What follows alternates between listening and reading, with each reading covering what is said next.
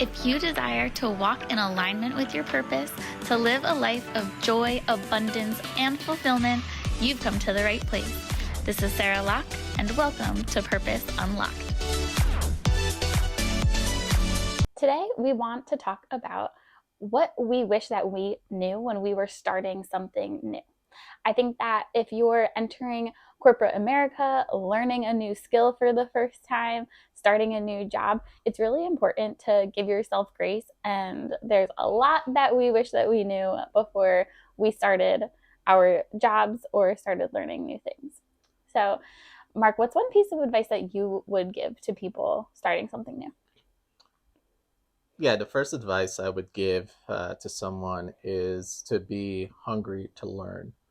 I know for me, when I started anything new, um, I had to make sure that I push myself to overall learn that new thing, right? So maybe you're learning how to code, right? So you need to kind of do that research, look into books, talk to someone who's coded before, and just start playing around with stuff and being able to just jump into something that's uncomfortable for you. It's very uncomfortable for someone to learn something new, but you know you're doing it with more so from a video editing perspective. But you're hungry to learn, and Yeah. that goes a long way. Yeah, and I like the part that you said also about talking to someone who's done it before. I think that's one of the best pieces of advice because most people are really eager to help. Most people are willing to offer their advice. They like being seen as the expert. So, asking people, like even for myself, I've reached out to people that have started podcasts before because I had no idea what I was doing. So, whether it's corporate America or anything else that you're trying, there are going to be people that are very willing to help you. So, don't be afraid to ask. Yeah, so another advice I would or tell people is more so get a mentor. I think, again, really goes a long way in someone who has that expertise or is just there for you to kind of coach you up and be a constant reminder of the things you're working towards, right? I know I've had a mentor in my corporate um, America life, but where he was meeting with me each and every month to walk me through different steps around a project or how to take accountability for different things and really be able to push myself into again uncomfortable situations that will better you as an individual, as also as in a professional in a professional sense. So really, get a mentor. They're awesome people. You have a mentor yourself that you call your Yoda. Well, tell the people about it. um, yeah, I do. So he's more so my mentor for corporate, but also I've watched him go after his dreams. So it's not just about your 9 to 5, your daily job, but it's also about chasing what it is that you really want. And I think that the that's one of the biggest things that I've learned from him. But besides, just the corporate connections and everything else that he's done for me, like he gives me a lot of pieces of advice and just wisdom. And yeah, and I've watched him just chase after the things that he wants to accomplish in life, and he's done it, and it's been really beautiful and inspiring to see. Yeah, it's even been inspired for me. I know, just seeing what he's doing in his life, not just like, all right, going from a corporate America route, but he is improving the lives of others. And I mean, hundreds of people through his work and also through his business ventures. So Yeah. it is pretty awesome. And yeah, that's the type of mentorship that you want in your life. Yeah, and I think that, you touched on something so important that when you see success, it is so important to give back because that actually gives you more fulfillment than achieving the success itself. And I think, like we've said, we've seen him do that in in his business venture that gives back to feeding children, and he's just doing a lot of amazing things. And so I definitely have that dream and that aspiration that when I see success, I want to be able to give back. And I think that that is where we truly find fulfillment. Another piece of advice I would say to everyone is network, network, network. Yeah, you know, you hear the old term when you kind of buy a house or live in a place, location, location, location. Well, it's really the same thing when it comes to networking, right? It is so important to make sure that you are spreading a lot of seeds around in terms of the people who you're connecting with in your life, because you never know when that person is going to turn out to be a mentor, or that person could be your next business partner and right there with you making millions of dollars. Like, think about it from a Microsoft perspective, right? um, but I won't go too deep into that. But I think overall networking is really crucial for just either starting a job or jumping in something you don't know much about. Maybe you want to start running a marathon, right? Start networking with marathoners. They'll be able to give you those tips and tricks and how to really succeed in accomplishing a 26-mile run. So I think overall networking is really crucial. Yeah, and I think that a good way of doing that is making sure that when you meet the person for the first time, you are connecting via social media. That's the route that I use. So my piece of advice in that area is when you meet someone for the first time and you're talking, you're chatting it up, it's really important to connect to them on LinkedIn, which is what I use personally.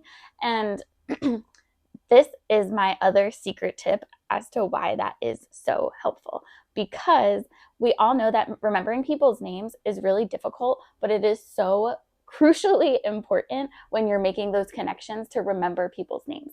So if you've just recently added them on LinkedIn, then the next time you see them, or if you know you're going to the office and you know that you're going to be running into them, go back and check your recent connections and be like, okay, that's this person's name. And then when you see them, you're going to be able to recall and talk to them by name. Make sure you're saying their name. People just like to hear their own names be said.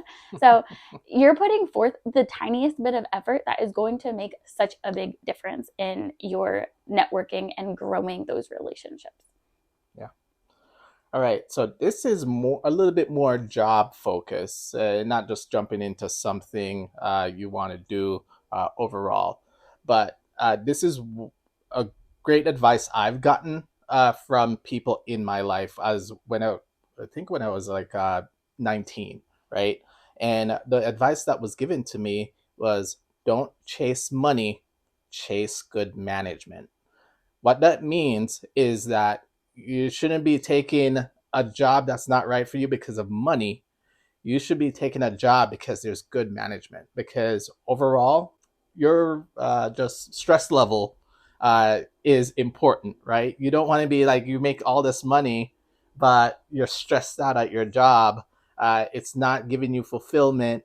The people who you're working with are terrible in a sense, and you have and on top of it, you have terrible management, right? So I think chasing good management is really crucial in any job, really, because overall it would help you learn from great people and give you a sense of self in working in something that's a little bit more fulfilling in that sense. Because I feel like really good management can really help take you to the next level, and the money will follow. Actually, Yeah. the money always follows. And the other thing that you touched on a little bit is working for good management is also really important for your mental health.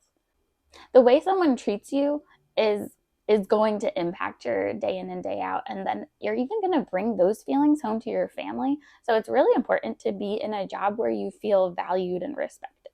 And I've been on both sides of that coin. I've been in situations where I feel like the job that I'm doing really matters and is making a difference and is adding value, and people notice that. And I've been in situations where I haven't felt valued, and that's been very obvious and apparent to me, and that hurts. And in those situations, I don't put the blame on anyone.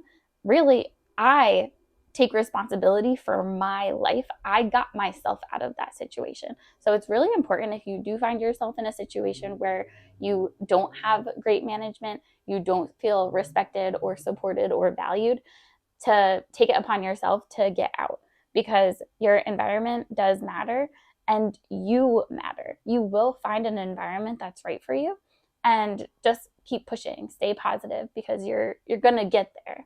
And the way someone's treating you in one season is not indicative of your value. It's probably more so indicative of how they feel about themselves, but make sure that you're getting yourself into a safe and respectful environment. One more thing that I want to mention about networking and finding mentorship is that it might not happen right away. Sometimes it takes a little while to build those relationships, to then even understand who you would want as a mentor. Sometimes it's going to happen really naturally. It might be a boss. So for me personally, the person that I was mentioning, he was someone who was my boss for a period of time. And it was obviously in a boss employee relationship. It should be a natural mentoring type of situation where they're giving you good advice, they're giving you opportunities, right? That's what a healthy relationship in that regard would look like. But over time, we've maintained that relationship, and I still will talk to him and ask him for advice because I know that he is a very intelligent and wise person. So make sure that you're making those connections. They should happen in a natural way. If they don't, and you're still seeking someone to coach you through something, you can hire a coach, or you can be blunt and ask someone. And when you're asking someone for mentorship, make sure that you are defining the rules of engagement as you're getting into it. So you don't want to just ask someone, will you be my mentor? Start with a compliment is probably a good start. So say, I really look up to the way that you manage. I really respect the way that you do X, Y, and Z, or execute on a certain project. Something that you've noticed that they do that stood out to you or came across as very professional. And so point that out and say that you're seeking their mentorship because of a reason, something that you see in them. And then you'll also want to define how often you two will meet. So that's something that they might be able to help you navigate and understand how often you're going to need to meet with them. Some people, it's going to be once a month. Some people might be able to meet with you once a week or bi-weekly, depending upon how much support you need. But just make sure that you're defining what that is. And then finally, set a duration. So you might say, well, for the next 6 months, I really want someone walking me through this, or it might be a year. But make sure that you're setting an expectation for the amount of time that you think you're going to need, because then the other person is going to feel like, okay, there's an end date in mind, and maybe that relationship blossoms into a beautiful friendship, and that person becomes someone like what I have, which is this lifelong friend and mentor. But the relationship might not work out as you had planned, or that person might get really busy, right? If there's someone you look up to, they might be in a position of power where, things are going to, stack up on their plate. So making sure that they have an out, because while they might love mentoring you, they might really just be too busy. So making sure that you have those defined terms of engagement so that there's a start date, an end date, and all of the T's are crossed so that that relationship is clear to both of you. We hope that this serves you, and we hope that this also gives you a little bit more comfortability with starting something new. Because yes, it's scary, but you can do it. And people are really, really willing to help, like we've said. And it's going to be fun for you. It's going to be fun for them. And it gives everyone permission to go after what they really want. So don't be afraid to start. Thank you for the precious gift of your time. If you found this helpful, please be sure to like, subscribe, and share with someone you love. Until next time, count your blessings, love yourself, and stay fabulous.